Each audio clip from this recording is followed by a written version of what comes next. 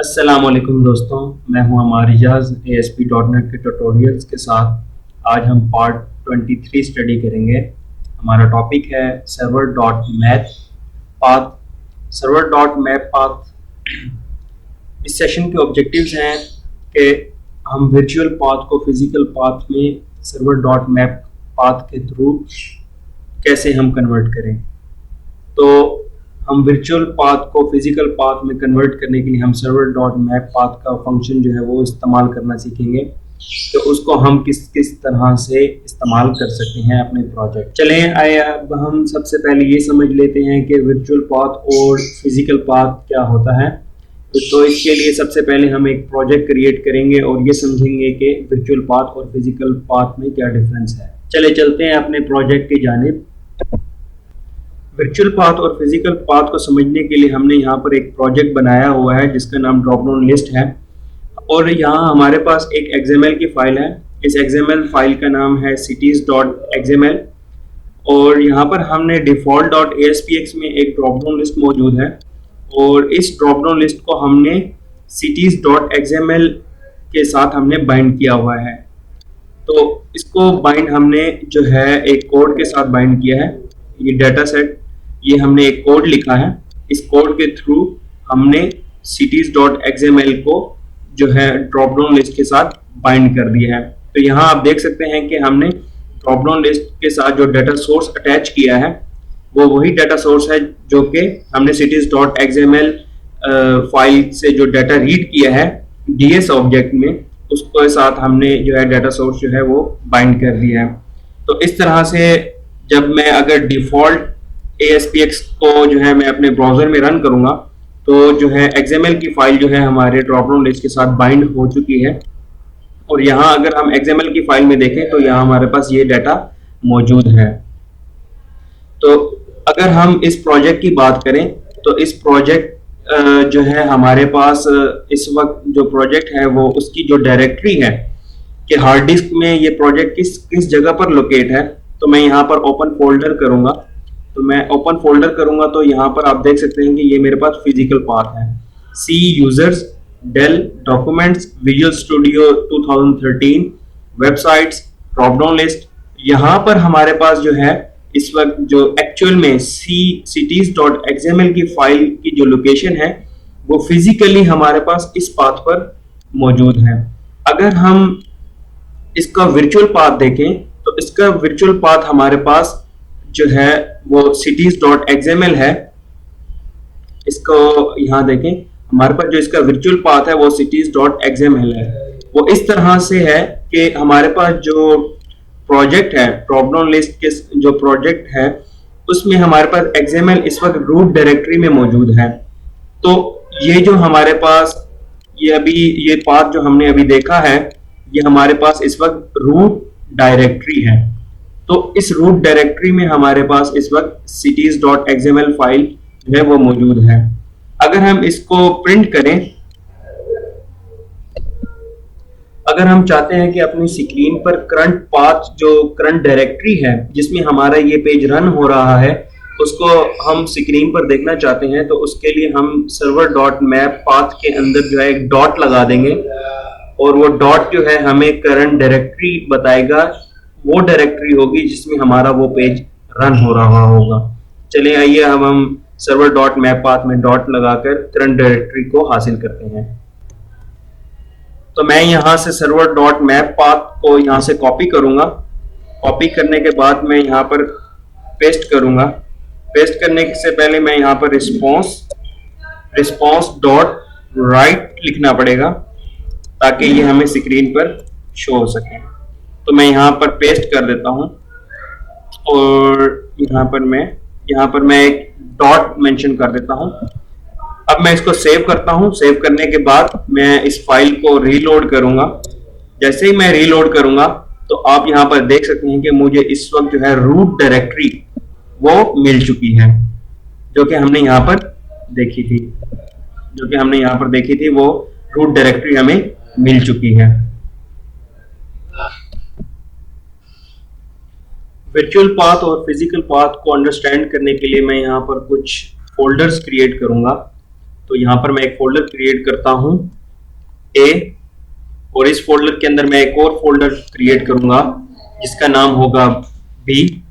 तो जैसे मैं ऐड करता हूँ और न्यू फोल्डर ऐड किया, इसका नाम रखा बी, और इस बी फोल्डर के अंदर मैं एक और फोल्डर ऐड करूंगा जिसका नाम रखूंगा सी, और इस सी फोल्डर के अंदर मैं एक और फोल्डर जो है ऐड करूंगा जिसका नाम रखूंगा डी।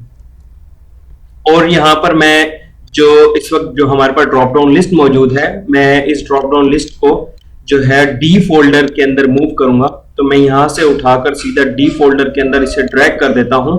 ड्रैग करने के बाद अब हम जो है ड्रैग करने के बाद अब मैं इस डिफॉल्ट डॉट ASPX का जो फाइल है उसको मैं रन करूंगा ब्राउजर में। तो जैसे ही मैं रन करूंगा तो यहाँ पर आप देखेंगे कि हमारे पास एक एरर आ चुका है। वो एरर किस चीज का है? वो रीड XML का है कि हमारे पास जो cities.xml की फाइल है उसे फाउंड नहीं हुई। तो यहाँ आप देख सकते हैं कि system.io.file not found की एक्सेप्शन आई है हमारे पास। तो हमने इस एक्सेप्शन को कैसे रिमूव करना है कि यहाँ पर जो है उसे फाइल जो है वो मिल जाए।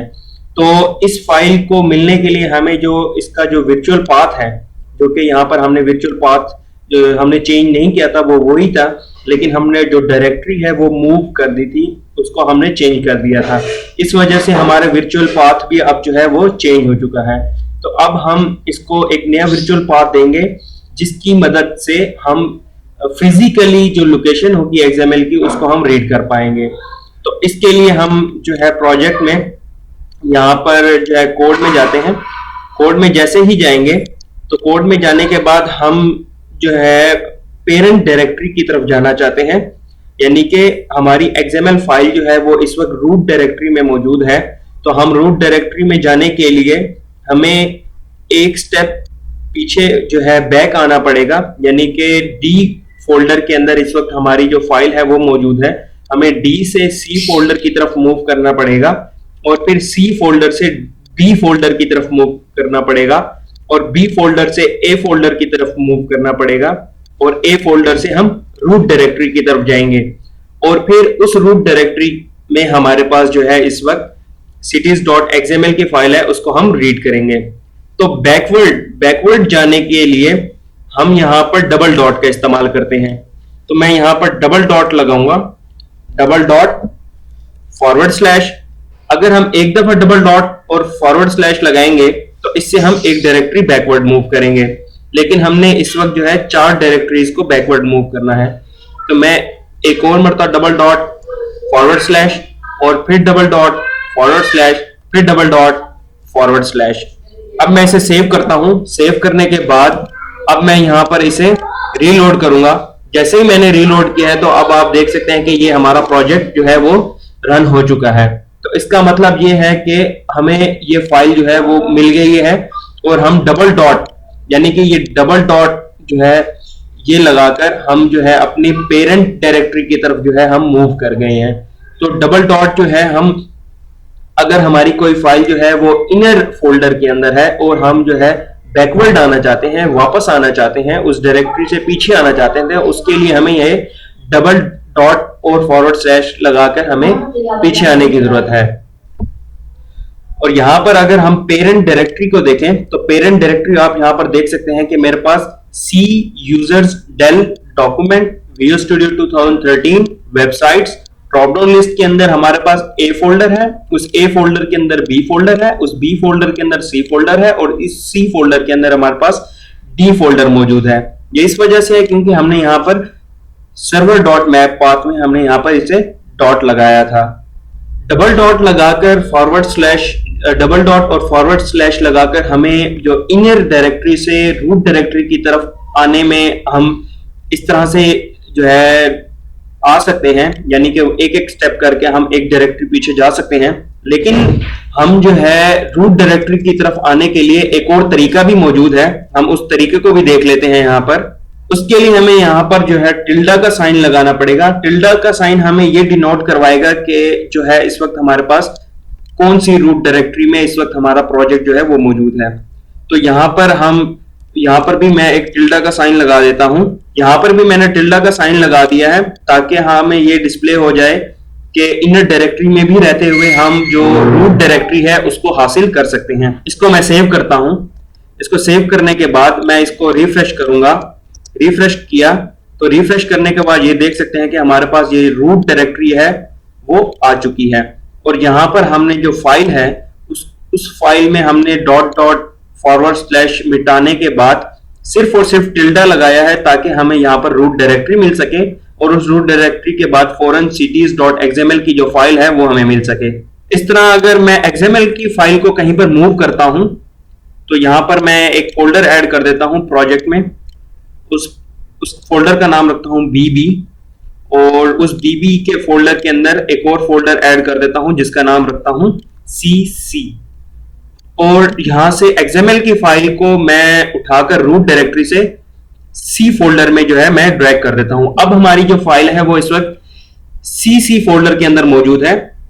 और यहां पर हमारे पास जो रूट डायरेक्टरी से जो पाथ बन रहा है वो ये है कि रूट डायरेक्टरी से हम BB फोल्डर में जाएंगे और BB फोल्डर के अंदर CC फोल्डर में, और उस फोल्डर में हमारे पास इस वक्त cities.xml की फाइल पड़ी हुई है। तो यहां पर टिल्डा का साइन हमें ये शो कर रहा है कि हम इस वक्त रूट डायरेक्टरी में हैं। और रूट डायरेक्टरी से मैं BB फोल्डर में जाऊंगा। BB फोल्डर में जाने के बाद अब मैं CC फोल्डर में जाऊंगा। CC फोल्डर में जाने के बाद यहां पर मैं जो है XML cities.xml की फाइल को जो है वो रीड करूंगा। तो अब मैं इस प्रोजेक्ट को मैं यहां पर रीलोड करता हूं। यहां पर आप पाथ भी से देख सकते हैं कि वर्चुअल पाथ हमारे पास जो इस वक्त शो हो रहा है वो A, B, C, D और D फोल्डर के अंदर हमारे पास जो default.aspx की फाइल है वो रन हो रही है। ये हमारे पास वर्चुअल पाथ है। तो इसको मैं अगर दोबारा से रीलोड करता हूं, इसको मैं रिफ्रेश करता हूं यहां पर, तो रिफ्रेश किया तो हमारे पास इस वक्त जो है cities.xml की फाइल रीड नहीं हुई। इसके लिए क्या इशू है, यहां पर आप देख सकते हैं कि system.web.http एक्सेप्शन, यहां पर हमारे पास एक एक्सेप्शन आई है। तो उस एक्सेप्शन को हम दूर करते हैं। ये एक्सेप्शन इसलिए आई है क्योंकि हमारे पास जो इस वक्त पाथ जो कि मिला है वो पाथ हमारे पास वो ठीक नहीं है। उस पाथ को करेक्ट करने के लिए आप यहां देख सकते हैं कि हमारा जो एरर है वो इस वक्त पाथ के ऊपर है। cities.xml का जो पाथ है वो ठीक नहीं है। वो इसलिए ठीक नहीं है, हमने यहाँ पर जो है एक गैप, एक स्पेस दे दी है। तो हमने पाथ में स्पेस नहीं देनी होती। तो यहां पर मैं जाऊंगा, यहां से मैं स्पेस को रिमूव कर देता हूं। जैसे ही मैंने स्पेस को रिमूव किया, स्पेस को रिमूव करने के बाद मैं यहां पर दोबारा से रीलोड करता हूं, तो अब आप देख सकते हैं कि यहां पर मुझे जो है वो हमारा जो प्रोजेक्ट है वो रन हो चुका है, सक्सेसफुली रन हो चुका है। यहां हमारे पास जो default.aspx की फाइल है, हम चाहते हैं कि इसकी करंट डायरेक्टरी को भी हम जान सकें कि इसकी करंट डायरेक्टरी क्या है और उसके साथ साथ उस करंट डायरेक्टरी की पेरेंट डायरेक्टरी कौन सी है। तो उसके लिए मैं यहां पर जो है इस टिल्डा को हटाकर यहां पर मैं एक डॉट लगाऊंगा। वो डॉट ये बताएगा कि हमारा जो पेज है वो इस वक्त किस डायरेक्टरी में जो है वो रन हो रहा है। तो यहां से मैं डबल डॉट लगाऊंगा, उससे पेरेंट डायरेक्टरी की तरफ जाने के लिए मैं डबल डॉट का इस्तेमाल करूंगा। तो मैं इसको सेव करता हूं। सेव करने के बाद मैं इसे रन करूंगा। जैसे ही मैं रन करूंगा तो आप यहां पर देख सकते हैं, सॉरी मैं यहां पर ब्रेक डाल देता हूं सबसे पहले।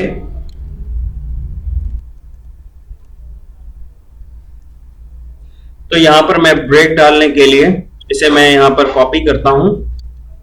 ये मैंने कॉपी कर लिया है, यहां पर पेस्ट कर देता हूं, देन यहां पर भी पेस्ट कर देता हूं। पेस्ट करने के बाद अब मैं इसे दोबारा रीलोड करूंगा। रीलोड करने के बाद यहां पर आप देख सकते हैं ये हमारे पास इस वक्त रूट डायरेक्टरी है और इस रूट डायरेक्टरी में हमारे पास ये जो है करंट डायरेक्टरी है जिसमें हमारा प्रोजेक्ट रन हो रहा है। और उसके बाद डी फोल्डर से बैकवर्ड हमारे पास एक पेरेंट डायरेक्टरी है जिसमें हमारे पास ये फोल्डर जो है जो कि पेरेंट डायरेक्टरी हमारे पास ये मौजूद है। अभी हमने सीखा कि सर्वर डॉट मैप पाथ में अगर हम डॉट लगाए जाए तो उससे हम करंट फिजिकल डायरेक्टरी जो है हम हासिल कर सकते हैं जिसमें हमारा वो पेज रन हो रहा होता है। और इस तरह से सर्वर डॉट मैप पाथ में अगर हम डबल डॉट लगाएं तो हम पेरेंट फिजिकल डायरेक्टरी को हासिल कर सकते हैं। और इसके साथ अगर हम सर्वर डॉट मैप पाथ में एक टिल्डा का साइन लगाएं तो हम रूट डायरेक्टरी को हम हासिल कर सकते हैं। अभी के लिए इतना ही। अगर आप हमारी मजीद वीडियोस देखना चाहते हैं तो आप हमारे ब्लॉग को विजिट कीजिए, हमारे यूट्यूब के चैनल को सब्सक्राइब कीजिए, हमारे फेसबुक के पेज को लाइक कीजिए और अपने कमेंट्स और लाइक्स की सूरत में अपना फीडबैक देते रहा करिए। मिलते हैं नेक्स्ट सेशन में। खुदा हाफिज।